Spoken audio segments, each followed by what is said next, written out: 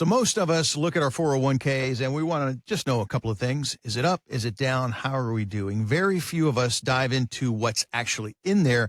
So I came across this article on Investopedia.com that says we should, and we might find that it is way too much tech in these.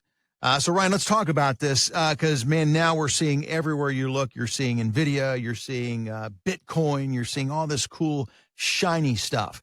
Is this what we need to be focusing on, especially for those of us that are, staring retirement, down the barrel here and it's getting close? Do we want to be getting into all these speculative things and all these tech funds and all these shiny new things that we're getting bombarded with?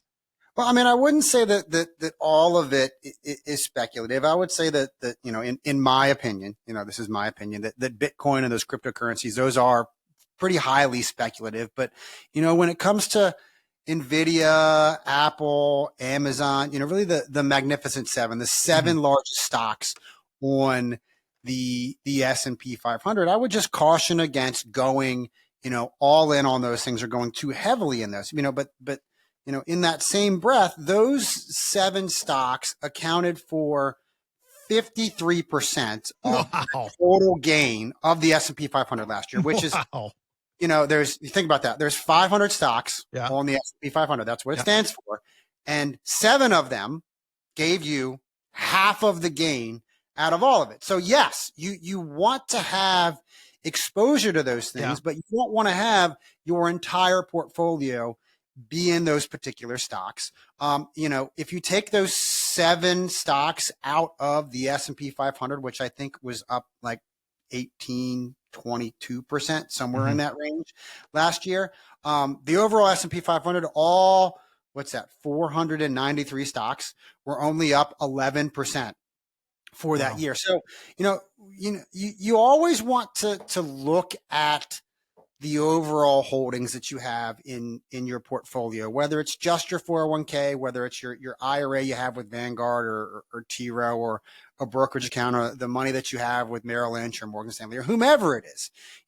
You always want to do a regular check-in on the overall allocation that you have, because you don't want one particular area to be too heavily invested in any one spot. And, considering if you owned NVIDIA, you own Apple, you own Amazon, Google, Netflix, if you own I'm going to butcher the name, Planeteer, one of the government defense contractors, they had a gangbuster year. And so if you had a significant amount of money in your portfolio in those particular areas, well, chances are, if you started at 25% of those things, now you own significantly more than that. And if one of those stocks performs poorly, they'll bring down the entire S&P 500 down. So you want to make sure that you have a properly diversified portfolio, that you're not too heavily weighted in any one area. And if you own individual stocks, that's really easy to figure out because you can see the individual stocks. Sure. But the really confusing part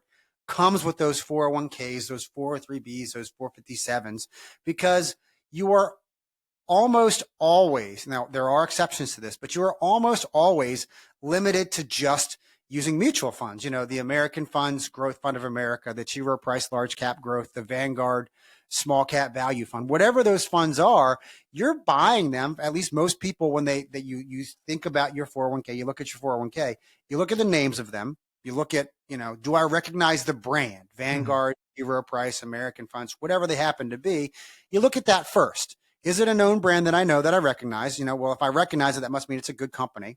It's not always the case, but you look at that and then you look at the returns. You never, ever go into looking at what specifically the underlying holdings are. And part of the overall financial process of anybody that ever comes in to sit down with us, when you call us at 866-597-1040, 866-597-1040, is we do what's called a portfolio x-ray or a 401 x-ray.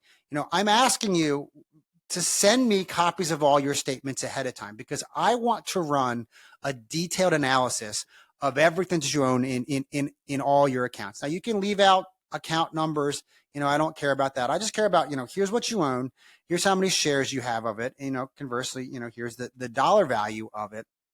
But what I'm trying to figure out is that, okay, you own the Growth Fund of America with American funds, and then you own the T. Rowe Price Large Cap Value Fund, and that makes up 40% of your portfolio. What most people don't realize is those mutual funds, all mutual funds, are a big basket of stocks and bonds. Mm-hmm. So a mutual fund manager that picks and chooses those stocks and bonds based upon what he feels is better or worse. He sells and buys and sells at his discretion. But what most people don't realize is just because you have, in my 401k, I've got, access to 50 different mutual funds. I've got it in 15 different mutual funds across all these different areas. So I had diversification. Well, unfortunately, what we see quite often is that while, yes, you have diversification because not all your money's in one place, meaning it's not all in one mutual fund or in one family of mutual funds. You're not in all Vanguard, you're not in all T. Rowe, you have it kind of split out. Not just to pick on those are just, names Sure. that come to the top of my mind. But what they don't think about is all of those mutual funds, they all own stocks. What we're showing you with that portfolio x-ray is how much of each of those stocks do those mutual funds own? How much NVIDIA stock does the T. Rowe Price Fund have? How much NVIDIA stock does the American Funds Fund have? So what that really tells us is here's how much risk you're actually taking in your portfolio. Here's how much overlap you have in your portfolio, because you don't want to go to a barbecue and everybody has to bring something and everybody brings ketchup. You want to go to a barbecue where there's ketchup, there's mayonnaise, there's mustard, there's relish, there's hot sauce, there's barbecue sauce. You want to have that well-diversified barbecue, that well-diversified portfolio, to make sure that if one little thing happens in the market, it's not going to drag down your entire portfolio. Ryan, as we are, calling, as we're going to the SavvyInvestorRadio.com right now, and we're thinking about our own particular situation. And of course, you can't make blanket statements here, but when you guys when you and your team run this 401k X-ray on our X-rays and our portfolios, are we taking too much risk? Generally speaking, not enough risk? Are we out of balance? What's the biggest thing that you see in regards to portfolios when you guys get those? I mean, I would say probably 95% of the time, people are always taking on way more risk. Too much. Than they actually think that they're taking. People will come in the office and say, I'm a moderate investor. I'm a 60-40 investor. I'm a 70-30 investor, whatever it happens to be. And, more often than not, they are way more aggressive. They have way more money in equities than they think they do. They have way more money internationally than they think they do, because really what they're doing is they're looking at all of their investment accounts separately. I look at my 401k, at one time I look at my IRA, at another time I look at my wife's 401k, I look at my brokerage account, I look at all these accounts individually, and I buy, once again, people tend, when you're buying, things for yourself, you tend to buy name brand items because those are the quality brands.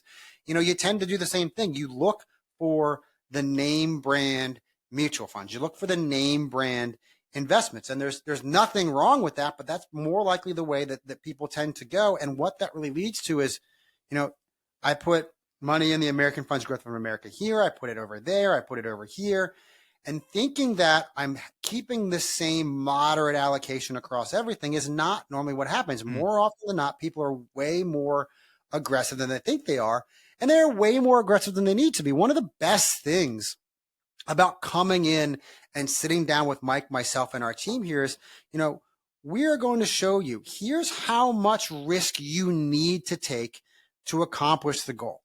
Once we accomplish your goal, and the goal is always to retire comfortably, to retire with the income that you need so that you will never outlive your money. You don't have to worry about the ups and downs of the market. Once we make sure that your portfolio is set up in a way that you're going to have the income that you need, everything else that we're not using to generate that income for in retirement, well, that can be as aggressive as you want to be, because if you want to see 20% returns when the market is zooming, you can do that because I have the income I need. The market's up 20%. I feel great about it.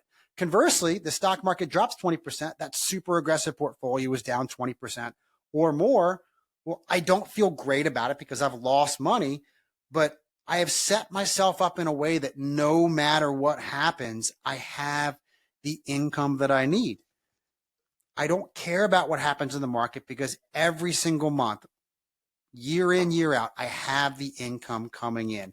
I can be super aggressive because I want to see those returns, or, I want to be more realistic in my expectations and just earn 5-6% and keep pace with inflation. That is the beautiful thing about financial planning. True financial planning is all customized to you and your specific situation. And that's really what I love doing here for my clients at Prostatis. And if this is what you're looking for someone to tell me, here's what my chances are of success in retirement. Here's the way I make myself successful. Here's exactly where my income is going to come from on day 1 of retirement, in year 5 of retirement, year 10 of retirement.